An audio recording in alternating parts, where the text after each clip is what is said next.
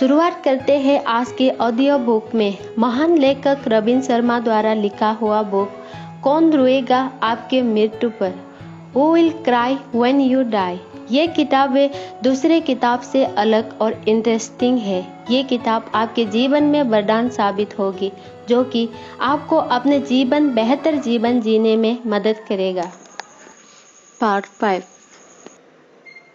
आगे की ओर प्यार का बही खाता बनाइए। एक बार मदर तेरेसा ने कहा था, कोई कार्य महान नहीं होता, सिर्फ छोटे कार्य होते हैं जो महान प्रेम के साथ किए जाते हैं।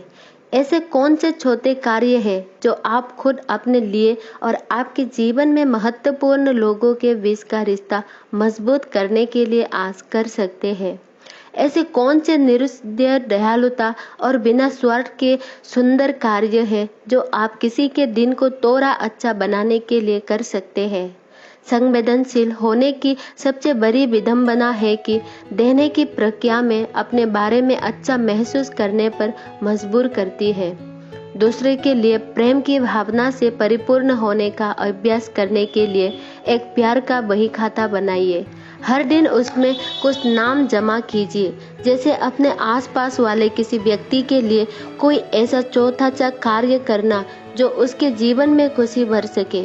अपने सहकर्मी के लिए बिना कारण फूल ले जाना। अपने मित्र को अपनी पसंदीदा किताब की प्रति बेचना और समय निकालकर अपने बच्चों की बताना कि आप उनके बारे में क्या अच्छा महसूस करते हैं आदि जैसी बातें शुरुआत करने के अच्छे तरीके हैं। एक चीज जो मैंने जीवन में सीखी है वो यह है कि छोटी बातें ही जीवन की बड़ी बातें होती है। प्रतिदिन आपके प्यार के खाते में ये छोटी धरोहर आपको अपने बैंक में जमा धन से ज्यादा प्रसन्नता देगी। जैसा कि इमर्सन ने कहा है, बिना एक धनवान हृदय के धन एक बदसूरत भिखारी के समान है। या जैसा तोल्स्टॉय ने लिखा है, खुशी बटोरने के लिए हमें अपने आप को एक मकड़ी की तरह अपने प्रेम का जाल हर दिशा में बुनना होगा, जिससे जो भी उसमें आए फंसकर वापस ना जा पाए। लोगों के आंखों की पुतली के पीछे जाइए। मानवीय जीवन की सबसे बड़ी लालसा है कि हमें लोग समझे, प्यार करें और हमारा आदर करें। फिर भी इस द्रुतगामी गति से भागती हुई जिंदगी में बहुत से लोग ऐसा विश्वास करते हैं कि सुनने की प्रक्रिया सिर्फ दूसरे व्यक्ति के चुप होने का इंतजार करना है। स्थिति और खराब हो जाती है अगर कोई हमसे बात करता है और हम अधिकतर समय स्वयं के उत्तरों को तैयार करने में लगा देते हैं, बजाय इसके कि हम उसकी बातों को संबंधित करने की कोशिश करें। वास्तव में दूसरे के नजरिए को समझने के लिए समय निकालना यह प्रकट करता है कि आपके मन में उस व्यक्ति के ख्याल का महत्व है तथा आप उस व्यक्ति की फिक्र करते हैं। अगर आप उस व्यक्ति जो आपसे बात कर रहा है कि आंखों की पुतली के पीछे जाकर उसके नजरिए से दुनिया देखने की कोशिश करेंगे, तो ऐसा करने से आप उसके साथ एक गहन रिश्ता बना लेंगे और ये एक ऐसे बंधन में डलेगा जो उच्च स्तर के स्थायी विश्वास की जगह देगा। हमारे 2 कान और एक मुंह होने का कारण है हम जो बात करते हैं उसे 2 बार सुन सके, और एक अच्छा श्रोता होने की शिष्टता होने का एक और लाभ है, क्योंकि अगर आप बात नहीं कर रहे हैं तो पूरे वक्ता सीख रहे हैं। आप उस सूचना तक पहुंच रहे हैं जो अगर आप खुद वार्तालाप करते तो आपको मिलने से चूक जाती। यहाँ कुछ व्यवहारिक तरीके दिए जा रहे हैं जिसके द्वारा आप श्रवण कला में प्रवीण हो जाएंगे। अगर आप बोल रहे हैं और वो व्यक्ति उसके साथ आप वार्तालाप कर रहे हैं अगर पिछले 7 सेकंड से नहीं बोला है, तो इसका मतलब है कि आपकी बात पर ध्यान नहीं दिया जा रहा है और ये वक्त शुभ हो जाने का है। बीच में बोलने की लालच से अपने को रोकिए। अपने आप को ऐसा करने से पहले ही पकड़ लीजिए और जिस विषय पर दूसरा व्यक्ति बात कर रहा है उस पर ध्यान दीजिए। अगर किसी व्यावसायिक समूह में कोई व्यक्ति बोल रहा है तो यह प्रदर्शित करिए कि आप वास्तव में उसके वार्तालाप से सीखना चाहते हैं। इसके लिए आप जरूरी टिप्पणियों के उसी समय लिखिए। अचानक पुस्तिका निकालकर लिखने की बजाय जब दूसरा व्यक्ति अपने विचार जाहिर कर चुके तो तुरंत प्रतिक्रिया करने के बजाय पहले उस पर सोच विचार करिए जो आपने सुना है। ऐसा कहना कि मैं सिर्फ ये जानना चाहता हूँ कि मैंने आपकी बात को पूरी तरह से समझा कि नहीं, कि आप ये कर रहे हैं, और पूरी सच्चाई के साथ ऐसा करने से आप उन लोगों के और निकट आ जाते हैं जिनके साथ प्रतिदिन आपका व्यवहार होता है। आगे अपनी परेशानियों को सूची बनाइए। चार्ल्स कैटरिंग ने कहा है, वो समस्या जिसकी व्याख्या सही तरीके से हो चुकी है तो समस्या का आधा हल भी निकल चुका है। अगर आप अपनी हर परेशानी के कागज में लिखकर उसकी सूची बनाएंगे तो जरूर कुछ विशिष्ट घटता है। इसका असर कुछ ऐसा है कि जैसे आप अपने प्रिय मित्र को अपनी समस्या के बारे में बताने के बाद जिस शांति का अनुभव करते हैं, आपके कंधों से बोझ हट जाता है, आप हल्का, शांत और स्वतंत्र अनुभव करते हैं। मैंने ये पाया है कि हमारा दिमाग हमारा सबसे अच्छा दोस्त बनने के साथ साथ सबसे बुरा दुश्मन भी बन सकता है। अगर आप अपनी परेशानियों के बारे में लगातार सोचते रहेंगे तो थोड़ा समय बाद ये पाएंगे कि आप उनके अलावा कुछ और भी नहीं सोच रहे हैं। मन एक आश्चर्यजनक जीव है। आप जिस बात को याद रखना चाहते हैं वो भूल जाता है, और वो जो भूलना चाहते हैं वो याद रख जाता है। मेरी शिक्षाशाला में ऐसे बहुत से लोग आते हैं जो अभी भी किसी इंसान की उस हरकत पर नाराज है जो उसने 15 साल पहले की थी, या अभी भी उस विक्रेता से गुस्सा है जिसने पहले महीने उनसे तरीके से बात नहीं की थी। अपने उन दिमागी कुलाहरों से जो हमारी कठिनाइयों को बढ़ा रहे हैं, उनसे छुटकारा पाने के लिए अपनी सारी कठिनाइयों की एक सूची बनाइए। अगर आप ऐसा करते हैं तो वे आपके मन के कुंठित नहीं करेंगे और न ही आपको शक्तिहीन बनाएंगे। ये सरल अभ्यास आपको ये भी अनुमति देगा कि अपनी परेशानियों को एक दृष्टिकोण में रखें और उनको तरीके से क्रमानुसार और योजनानुसार सुलझ सके। अनेक सफल लोग जिन्होंने इस पद्धति का प्रयोग किया है, उनमें से मार्शल कला के गुरु ब्रूस ली और विंस्टन चर्चिल जैसे लोग भी हैं, जिन्होंने कहा है, करीब आधा दर्जन परेशानियां जो मुझे चिंतित कर रही है उनको लिख कर रखना अपने आप में फायदेमंद साबित होता है। 2 समस्याएं अपने आप गायब हो जाती है। 2 के बारे में कुछ किया नहीं जा सकता और उनके बारे में सोचने से कोई फायदा नहीं है, और 2 को शायद सुलझाया जा सकता है। आगे की ओर कार्य संपादन की आदत डालिए। बुद्धिमत्ता ये जानने में है कि हमें आगे क्या करना है। कार्य कुशलता इसमें है कि कैसे करना है, और विशिष्ट उसे करने में है। डेविड स्तर जर्डन का ये कहना था, हम में से ज्यादातर लोगों को ये मालूम है कि हमें अधिक खुश रहने, स्वस्थ रहने और परिपूर्ण जीवन जीने के लिए किस चीज की आवश्यकता है। वास्तविक परेशानी इस बात में है कि हम इस बात से अनभिज्ञ होते हैं कि हम क्या जानते हैं। मैंने अनेकों वक्ताओं को बोलते हुए सुना है, ज्ञान में बल है। मैं इनसे असहमत हूँ। ज्ञान में शक्ति नहीं है, ज्ञान सिर्फ 30 बल है। ये शक्ति में तब बदलता है जैसे ही हम निर्णायक रूप से इसे प्रक्रिया में ढाल लेते हैं। एक बलवान चरित्र का मानदंड सिर्फ चीजों को मजे के लिए करने में या आसान चीजें करने में नहीं है। एक गहन नैतिक प्रभुत्व उस इंसान में प्रदर्शित होता है जो लगातार वो करता है, जो उसके साथ ज्यादा समय गुजारेंगे जब आपका कार्य थोड़ा कम हो जाएगा, या जब आपकी पदोन्नति होगी, या अगले साल जब आपको थोड़ा और समय मिलेगा। परंतु अगर आप अपने जीवन की भागदौड़ अपने हाथ में नहीं लेंगे तो जीवन आपके ऊपर हावी हो जाएगा। हफ्तों को महीने में और महीने को सालों में बदलते देर नहीं लगती, और जब तक आप इसे समझ पाते हैं, वो छोटा सा बच्चा एक वयस्क के रूप में स्वयं अपने परिवार के साथ खड़ा मिलता है। सबसे बड़ा तोहफा जो आप अपने बच्चों को दे सकते हैं वो है आपका समय, और सबसे बड़ा उपहार जो आप अपने बच्चों को दे सकते हैं वो है अपने बच्चों की असली रूप में देखकर आनंद लेना। बच्चे हमारे जीवन की विलक्षण भेद है। दी प्रोफेट में लिखा खलील जिब्रान में मुझे से ज़्यादा बढ़िया तरीके से इस विचार की व्याख्या की है। आपके बच्चे सिर्फ बच्चे नहीं हैं, वे बेटा और बेटी के रूप में जीवन की अभिलाषा और लालसा है। आगे, रास्ते का आनंद लीजिए, ना कि पुरस्कार का। मेरे कार्य का एक बात यह भी है कि मुझे अक्सर लोगों को अपना लक्ष्य निर्धारित करने और अपने मुकाम को पाने का प्रशिक्षण भी देना पड़ता है। जब मैं अपने श्रोताओं से पूछता हूँ, ये क्यों जरूरी है कि आप अपने उद्देश्य तक पहुँचे, उनका अधिकतर ये जवाब होता है, क्योंकि जो मैं चाहता हूँ अगर मुझे मिल जाए तो मुझे खुशी होगी। हालांकि इसके जवाब में एक सच्चाई का अंश है। अगर हमें अपनी चाही हुई चीज मिल जाए जो वो हमारे जीवन में अत्यधिक खुशी लाती है, जिसको नापा नहीं जा सकता है।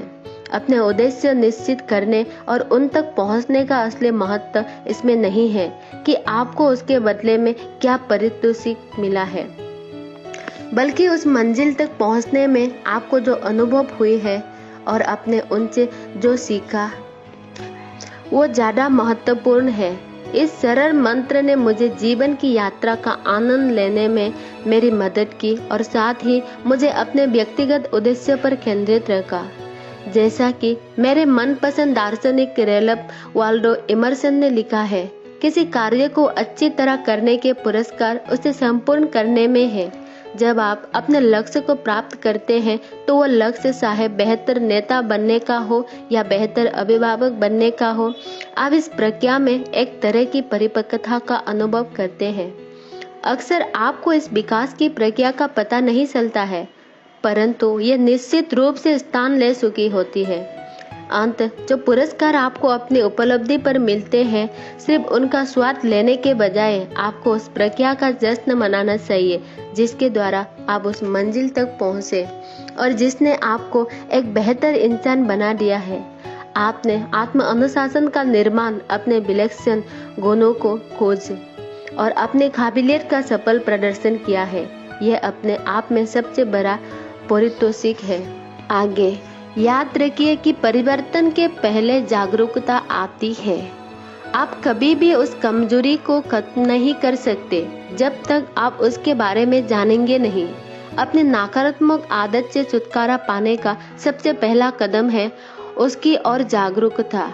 एक बार अगर आप ये समझ जाते हैं कि आपको अपने व्यवहार में क्या बदलाव लाना है, तो आप अपने आप ही उस दिशा को और निर्देशित हो जाते हैं जो आपके लिए बेहतर साबित होगी।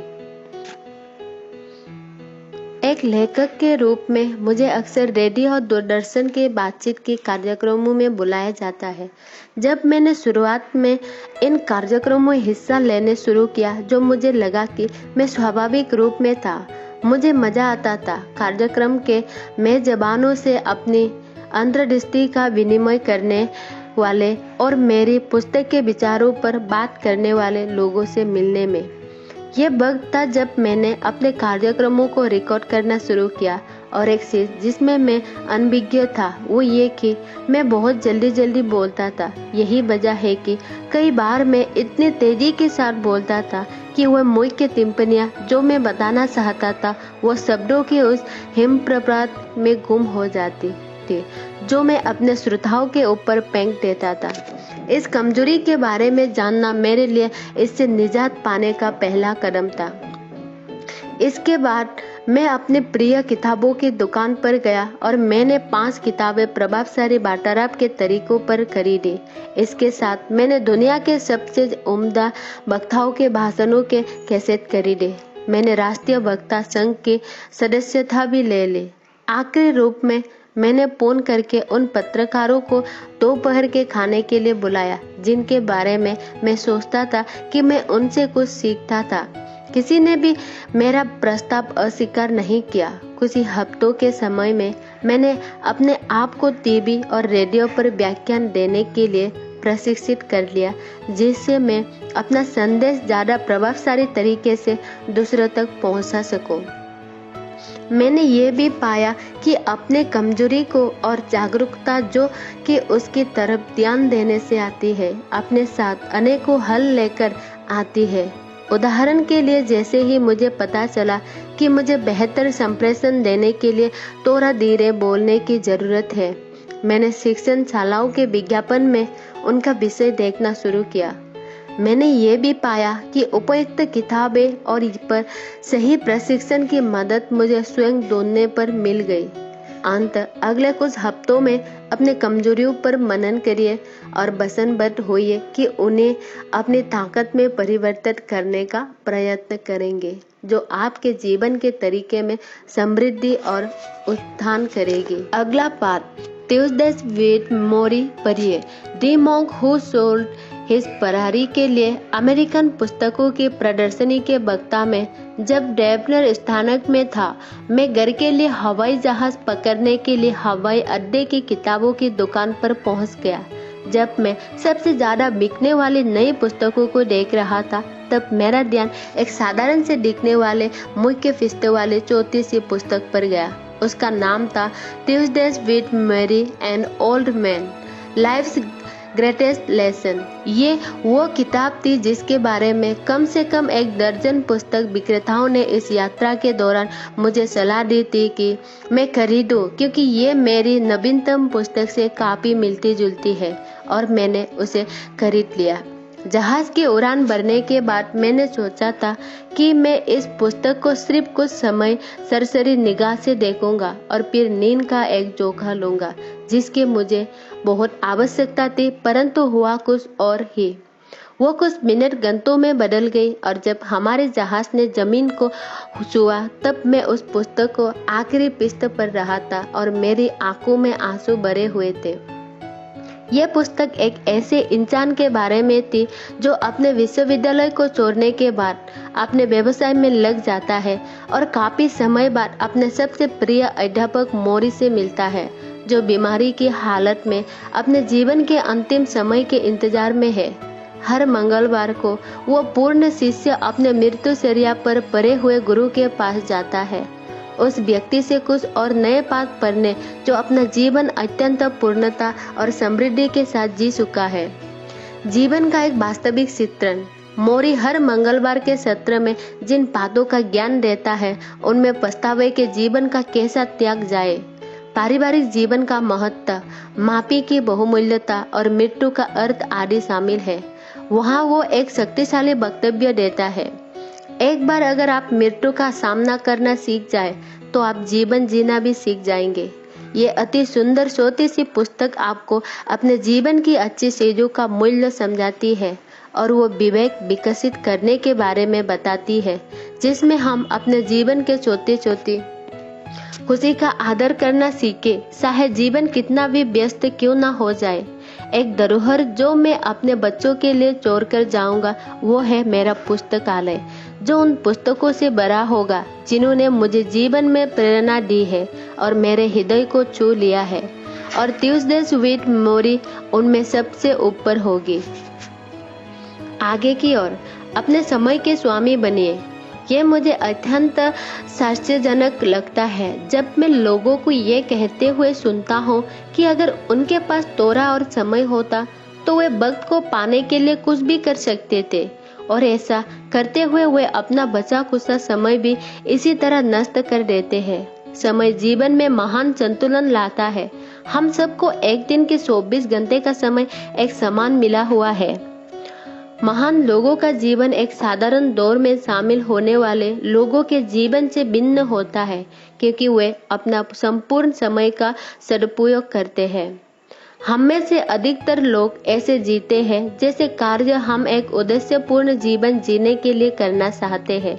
उसके लिए हमारे पास असीमित समय है। इसी वजह से हम अपने सपनों को हासिल करने की प्रक्रिया की प्रतीक्षा में रख कर अपने रोजमर्रा दिनचर्या को पूरा करने में व्यस्त रहते हैं। अगर आप ऐसा करते रहे तो जीवन में अवश्य पछतावा करेंगे। एक उपन्यासकार पॉल बाउल्स ने लिखा था, क्योंकि हमें नहीं मालूम होता है कि हम कब मरेंगे, हम कब सोचने लगते हैं कि ये जीवन कभी खत्म नहीं होने वाले अंतहीन प्रक्रिया है। इसलिए जो कुछ भी होता है वो बहुत कम बार होता है। कितनी बार आपको अपने जीवन की वो दोपहर याद होगी जिसकी यादों के बिना आप अपने बचपन की कल्पना भी नहीं कर सकते।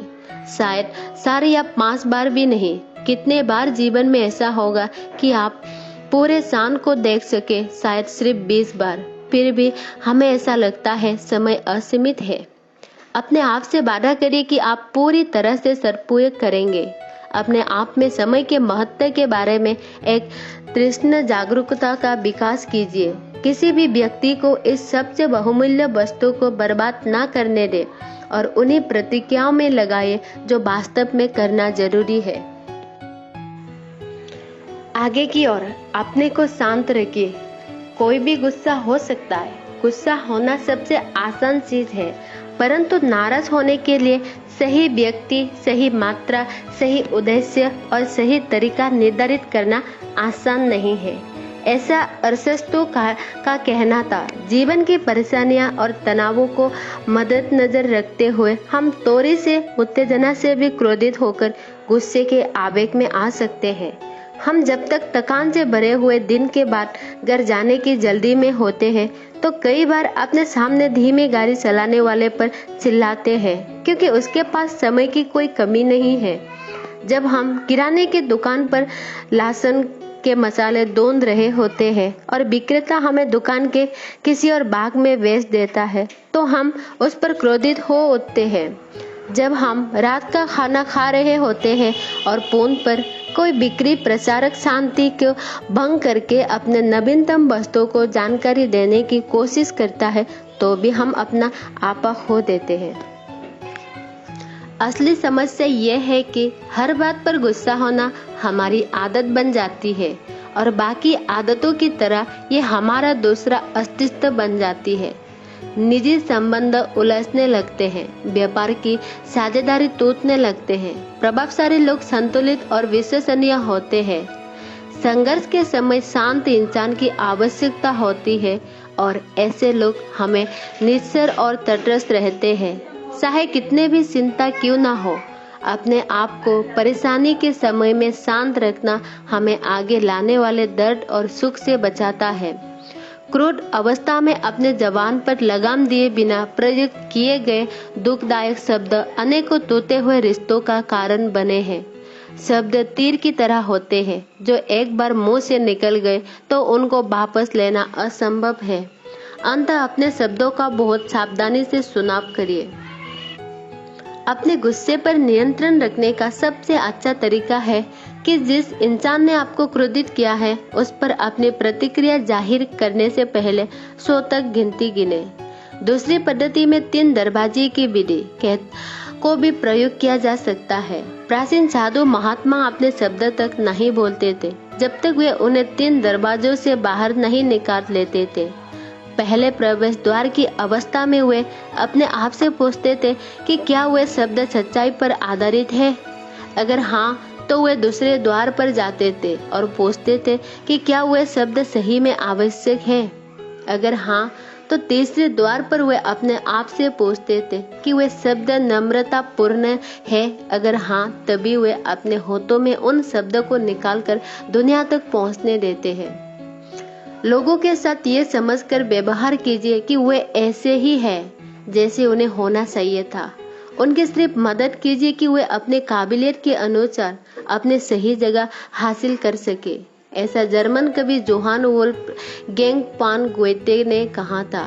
ये वे विवेकपूर्ण शब्द हैं जो हमेशा जिंदा रहेंगे।